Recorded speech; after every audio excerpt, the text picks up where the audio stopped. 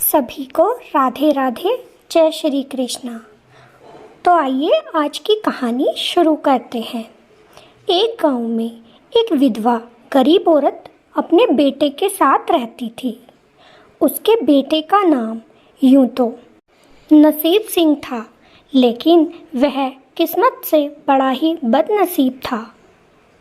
उसकी माँ रोज मेहनत मजदूरी करके अपने बच्चे का और अपना पेट पाला करती थी। एक दिन की बात है, जब वह औरत किसी के घर में खाना बनाने गई तो उसके पास इतना खाना नहीं बचा कि वह अपने बच्चे के लिए घर लेकर आ सके। इसीलिए बेचारी उस दिन खाली हाथ ही अपने घर लौट आई और बड़ी दुखी हुई कि आज मेरा बच्चा क्या खाएगा। तभी नसीब सिंह वहाँ आ गया और अपनी माता से खाना मांगने लगा, लेकिन माता के पास आज कोई जवाब नहीं था। तभी नसीब सिंह जान गया कि आज माँ को फिर से भोजन नहीं मिला। वह बोला, माँ, हम इतने गरीब क्यों हैं? क्या हमारी गरीबी कभी दूर नहीं होगी? तब उसकी माँ बोली, बेटा, हमारे नसीब में यही लिखा है, इसीलिए हम इतने गरीब हैं और शायद हमारी गरीबी कभी दूर नहीं होगी। नसीब सिंह बोला, ऐसे कैसे दूर नहीं होगी माँ? कोई तो रास्ता होगा, कोई तो जानता होगा कि कब तक हम ऐसे ही गरीब रहेंगे। माँ के पास कोई जवाब नहीं था, लेकिन नसीब सिंह बार बार अपनी माँ से यही सवाल पूछ रहा था कि हम अमीर कब होंगे। तब माँ ने झिल्लाकर कहा कि ये सब तो भगवान जानते हैं, उन्हें ही पता है कि हम कब अमीर होंगे और हमारे नसीब में ये गरीबी क्यों लिखी है।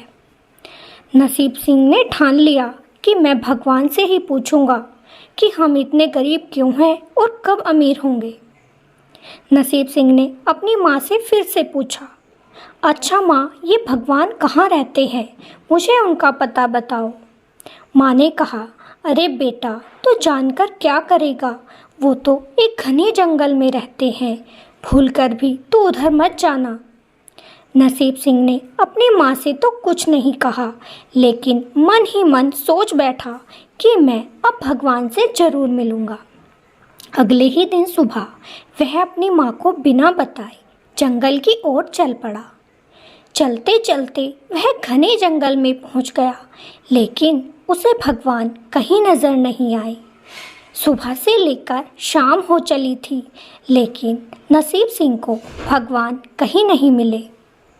वह बहुत ज़्यादा थक चुका था। अब वह थक हार कर एक पत्थर की शिला पर जाकर बैठ गया और भगवान को याद करने लगा। उसी समय माता पार्वती और भोले बाबा उधर से जा रहे थे। उन्होंने उस बच्चे को जब उदास बैठे देखा तो माँ पार्वती बोली, हे नाथ, ये बच्चा यहाँ उदास क्यों बैठा है? इसका पता लगाइए। भोले बाबा बोले, अरे देवी, यह हमसे ही मिलना चाहता है और पूछना चाहता है कि इसकी किस्मत में गरीब कब तक लिखा है, यह कब तक गरीब बना रहेगा। माता पार्वती बोली, इस बच्चे की आपको कोई मदद जरूर करनी चाहिए, यह कितना मासूम बच्चा है। भोले बाबा ने कहा, देवी, इसके भाग्य में यही लिखा है और जब तक भाग्य की देवी ने इसके भाग्य में गरीबी लिखी है तब तक हम इसकी कोई सहायता नहीं कर सकते। लेकिन माता पार्वती तो करुणा की सागर हैं। वो फिर से बोली, नहीं नाथ, आपको इसकी कोई तो मदद जरूर करनी चाहिए। माता पार्वती के बार बार कहने पर भोले बाबा ने उसे एक सोने का हार दे दिया और बच्चा उस सोने के हार को पाकर बड़ा खुश हुआ और अपने घर की ओर चल दिया। अब तो बच्चा खुश होते हुए अपने घर की ओर जा रहा था, लेकिन तभी अचानक उसके पेट में जोर से दर्द हो गया। उसने उस हार को एक पत्थर की शिला पर रखा और सोच करने चला गया। तभी एक बड़ी सी चील वहाँ आई और उस हार को लेकर उड़ गई। बच्चा जब उस हार के पीछे भागा तो उससे वह चील नहीं पकड़ी गई और चील दूर कहीं आकाश में उड़ गई। बेचारा बच्चा पछताता रह गया। अब तो नसीब सिंह बड़ा दुखी था। अपने घर आया, उसने सारी बात अपनी माँ को बताई कि माँ, आज मुझे भोले बाबा मिले थे। उन्होंने एक हार मुझे दिया था, लेकिन उसे एक चील लेकर उड़ गई। माँ ने सोचा कोई कहानी बना रहा होगा, देर से घर आया है, मैं ना डांटूं इसीलिए बहाने बना रहा है। माँ ने कहा, कोई बात नहीं बेटा, तू अब खाना खा और सो जा। जो कुछ थोड़ा बहुत खाना घर पे था वह नसीब सिंह ने खाया और फिर वह सो गया। लेकिन नसीब सिंह अभी तक हार नहीं माना था।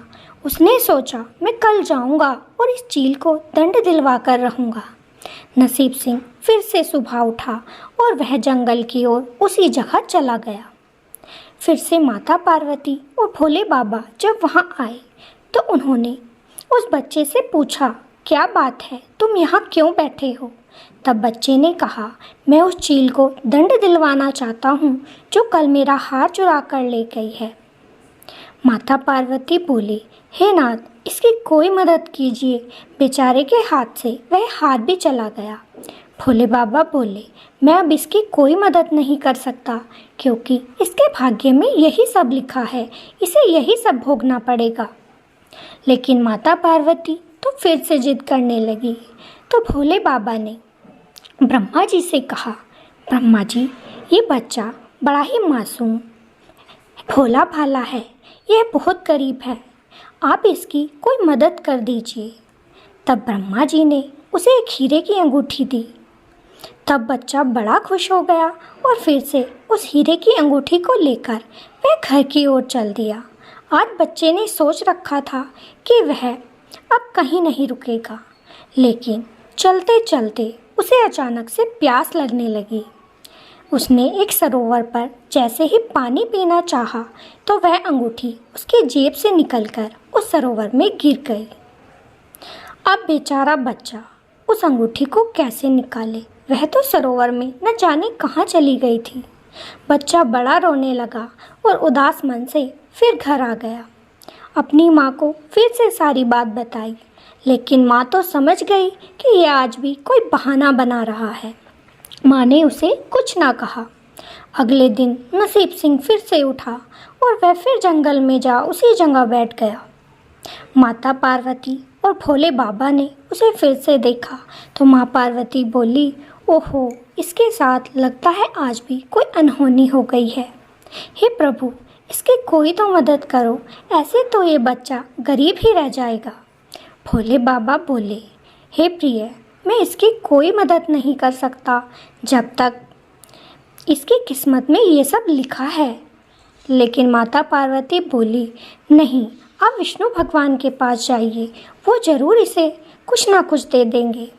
अब वह भोले बाबा और ब्रह्मा जी और माता पार्वती विष्णु भगवान के पास गए और सारी कथा विष्णु भगवान को सुना दी।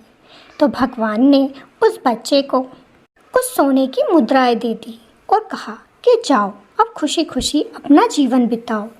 वह बच्चा उन मुद्राओं को लेकर वहाँ से चल दिया और आज वह जंगल में कहीं भी नहीं रुका, सीधा अपने घर आ गया। लेकिन उस समय उसकी माँ घर पर नहीं थी। बच्चे ने वो पांचों की पांचों मुद्राएं एक लोटे में छिपा दी और अपनी माँ को पड़ोस से बुलाने चला गया। तभी थोड़ी देर बाद वहाँ दो चोर आए और उन्होंने घर के कुछ सामान के साथ वह लोटा भी चुरा लिया और वहाँ से चले गए। जब नसीब सिंह अपनी माँ को लेकर घर आया तो देखा वहाँ उस लोटे के साथ साथ और भी 2-3 चीज़ें गायब हो चुकी थी। माँ ने कहा, तेरे पास कुछ नहीं है, तू रोज़ पिटाई के डर से बहाने बनाता है कि कहीं मैं तेरी पिटाई ना कर दूँ। न जाने कहाँ भटकता रहता है और शाम को देर तक वापस आता है।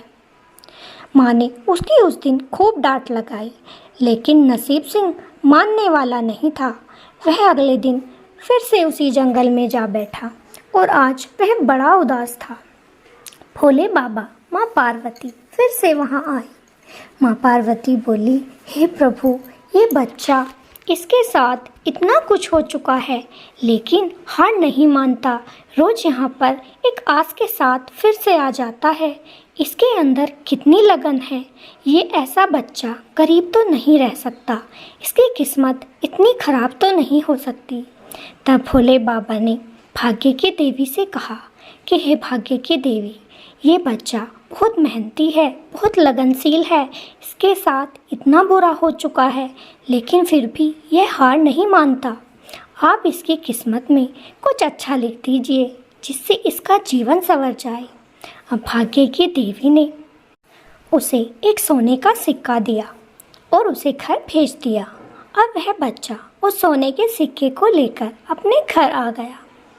अगले ही दिन एक मछली बेचने वाला वहाँ आया था। लड़के ने एक मछली खरीदी और अपनी माँ को लाकर दे दी।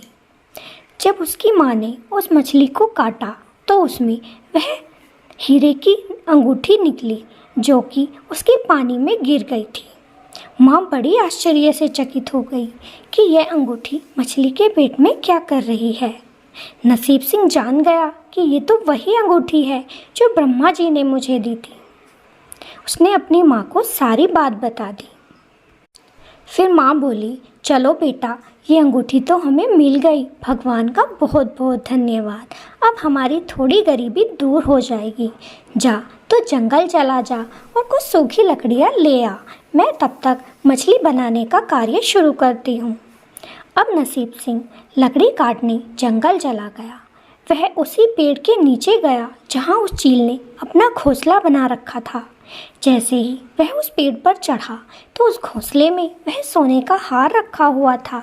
नसीब सिंह ने उस हार को उठाया और कुछ लकड़ियाँ चुनी और अपने घर आ गया।